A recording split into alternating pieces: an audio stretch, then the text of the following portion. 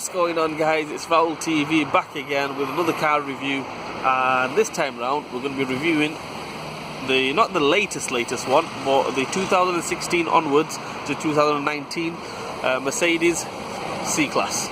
It's a C220 diesel. Let's review it. Let's see how it is, this car. I've got high hopes for this car.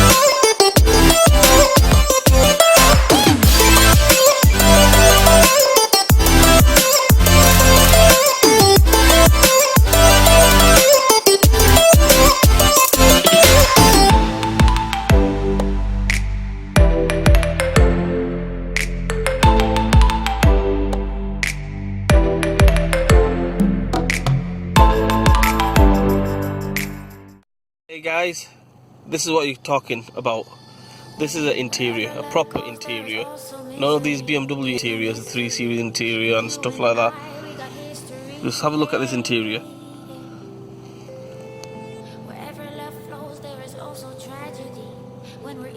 I'm not going to even say anything. All Mercedes now, they've got it nailed on. I love the way they've arranged the interior and everything, especially on the E-classes and the S-classes, where the display goes all the way along the front. That's what you're talking about interior wise. You see, you get these BMWs, new ones. I reviewed one a couple of days ago, and the interior is just plain. I don't know what they're doing, you know. Look at this with the chrome and the brushed and everything, the wood effect. It looks fantastic. Look at the clock. Just the clock on its own is worth whatever they're paying for it, you know. Full leather, obviously, this one. Look at the steering. Check the steering wheel. A flat bottom steering wheel with the silvery bits on it and everything. It looks perfect. This is the perfect interior for me. And the party piece. Here we go. Press on. There we go. Look at that. Check that out. Check it out. I think it looks absolutely stunning. Stunning interior. As for leg room, you got plenty of leg room in the front. Enough leg room in the back. No messing at all. This is the one with the panoramic roof. As you can see, panoramic roof. This is one of the top of the range ones. It's not the top of the range one, but it is up there. It is up there. You get everything in this car, obviously. You've got your satellite navigation. I don't know how much of this is optional extras, but obviously on this one, you got your satellite navigation, you got your cruise control, air conditioning, everything, voice control. Yeah, fantastic. Fantastic. BMW, take a leaf out of Mercedes, and yeah, sort your interior out, because you make nice cars, BMWs, but they mess it up with the interior. Exterior nice, interior not nice. Look at this. I mean, if I went to buy a car and looked at that, let's say I'd just buy it because of that. I think that looks fantastic. I don't know what it is. Obviously, it's the controls to control all that, but it looks like a Power Rangers toy or something like that. Right, as you can see, the car. I've just shown you the interior. I love it. A few little features. Check the camera out. The reversing camera is like HD. Bang it in reverse. Look at that. You cannot fault that. The reversing camera is absolutely crystal clear HD. None of these fuzzy ones or anything like that. That's a thumbs up to a Mercedes. They've got a HD camera in there. Right, another features which I really like on this car, obviously the iDrive system. Right, obviously you got your radio stations and everything. Obviously we control it with that, left, right, and everything, and that moves. If you want to just click that down, and it comes to this section, option, preset, wave band, everything. So what you do is you can check, you go on navigation, all using this one, left and right, radio there, media, telephone, vehicle.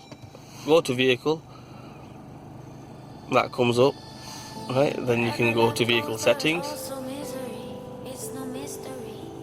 Well, you can do all your automatic lock feeds and everything, automatic mirror folding, everything's in there. Let's go back out. You got your vehicle settings, time, vehicle settings, dynamic select, everything basically, consumption, owner's manual.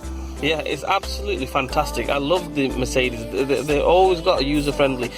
Engine bay wise, I'm not going to go into that because they've not been the best Mercedes. They're a bit, awkward, but that's for the mechanics to deal with. But for you as a normal public, it's fantastic. I love it.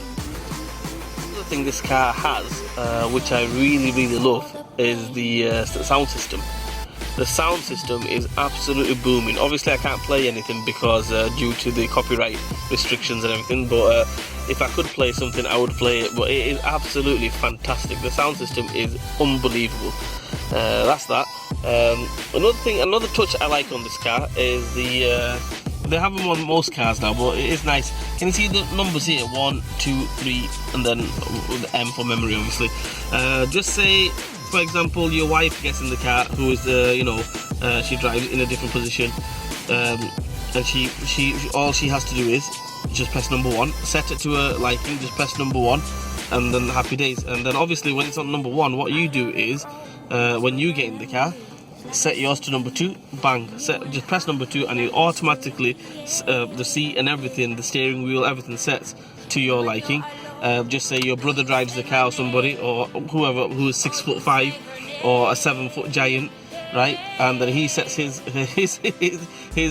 seat and everything, puts it on number 3. So when he gets in the car, bang, number 3. Because the one thing I do not like is when I've set the seat and everything to my liking, I don't want anybody else to mess my seat up, because I can't get comfortable when I'm driving the car. That's one thing I can't do.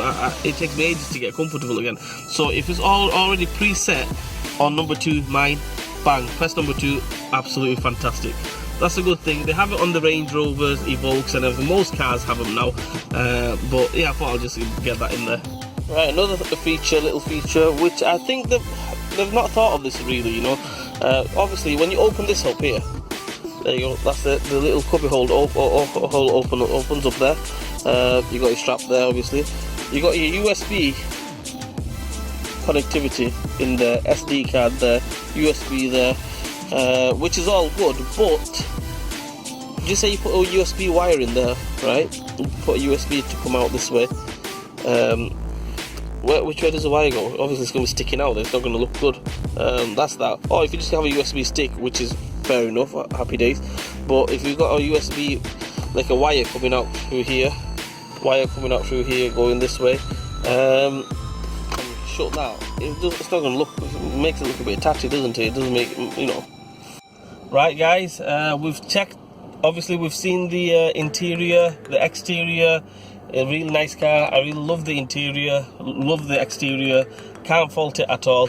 The only thing to do now is let's give it a drive, let's see how this car drives, and yeah, so anyway, seatbelt on, remember seatbelt.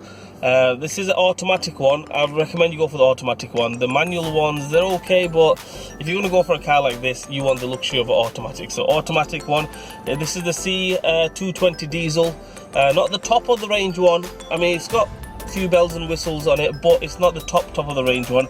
So performance wise, we're not looking, we're not going for performance wise kind of thing, but yeah, it should be a nice luxury comfort to drive. So let's see how it drives. Put it in D. Handbrake off, electronic handbrake. D, and let's go. That's the thing with diesels. If I put my foot down now, nothing, then he wants to go. See, it has got a bit of performance. I'm not saying it's a slow car, but it's compared to the the AMG petrols and stuff like that, it's not in the league, is it? So Right, this car, I compare it to, just say, the Audi A4, the BMW 3 Series. This is head and shoulders above them. Head and shoulders above the Audi and the 3 Series BMW. As we've seen the interior, this is what you could call an interior. I mean, even the exterior department, Mercedes have got it nailed on. I think it looks brilliant. The car looks absolutely brilliant. Right, common faults on these cars. Besides the, I've mentioned it before in my other videos, the under tray catches the speed humps. If you go over them pretty fast, you can catch the sump and it'll crack the sump. Gearboxes hardly go wrong. I've had one where the gearbox messes up, the automatic gearbox messes up, but very, very rare. I'll tell you one little common fault on these cars. The headlight. Right, the headlight. When the headlight messes up on a normal car or bulb goes, you change the bulb, £5, finish, end of, done. Alright, maximum you go for a top of the range bulb, 20 quid. Okay, on this car, the thing is, you cannot buy the bulbs separate. If the headlight goes on it or the LED strip goes on it, you have to buy the complete headlight, the complete unit. You buy the complete unit, then you fit it, you get it fitted obviously, then you have to reprogram it. After you reprogram it, guess how much it's going to set you back? It's going to set you back near enough about 700 quid to about £1,000. And that is a very expensive headlight bulb change. £700 to £1,000 for a headlight bulb, i.e. Full headlamp change. It's very expensive, very, very expensive. So bear that in mind. But if you've got deep pockets and you don't bother about that, happy days. Another common fault on these cars, what I would say, the oil cooler. The oil cooler tends to mess up on these cars, on these Mercedes. I mean, if you're going for a new one, obviously it shouldn't mess up. It should be pretty much bulletproof. It should be okay for you, but they do tend to mess up after they've done a certain amount of mileage. So if you're going to go for a second-hand one, make sure you check the service history out. Make sure you see if it's been changed in the past, if it's got any receipts or anything like that. If it hasn't, then just be wary. Check around, take a mechanic with you. Check around the oil cooler, see if it leaks anything. Check if the oil is mixing up with the water. If it is mixing up with the water, then obviously it's not necessarily the head gasket. It is the oil cooler. So just bear that in mind when you're buying one, especially if you're buying off like a private sale or second-hand one. If you're buying it from a garage, obviously you'll get some guarantee or anything like that. So yeah, anyway guys, yeah, bear that in mind as well. I'm trying to find something wrong with this car, but I'll be straight up honest with you. I really can't find anything wrong with it, other than the headlight. I said the sump on the bottom. The interior is fantastic, exterior is fantastic. I've seen the new one, the brand new one, 2019 onwards, and I'm not a big fan just yet. Maybe I might grow into it, it might grow on me a little bit, but I'm not at the moment. I like this one, 2016 onwards to about 2019. I think it is absolutely styled beautifully. The size is nice, the driving position, the drivability, really easy to drive. If you're buying it for a family car, the missus, she should be able to drive this no problem. It's not that big, it's not that small, just average size. And yeah, if you've got 15-20 grand to spend, I'd recommend you buy one of these. Forget about the cost afterwards, but if it's going to cost you too much in servicing and stuff like that, which Mercedes, if you're going to buy a Mercedes, you should be able to afford the maintenance and everything. Yeah, anyway guys, nothing much I can say about this car other than like, share and subscribe to my channel, guys. Hit that notification button for me and give me a thumbs up, and I will see you guys soon, hopefully with another review, another car review where I can dig into a little bit, because these are pretty much bulletproof. Anyway guys, see you later, bye bye.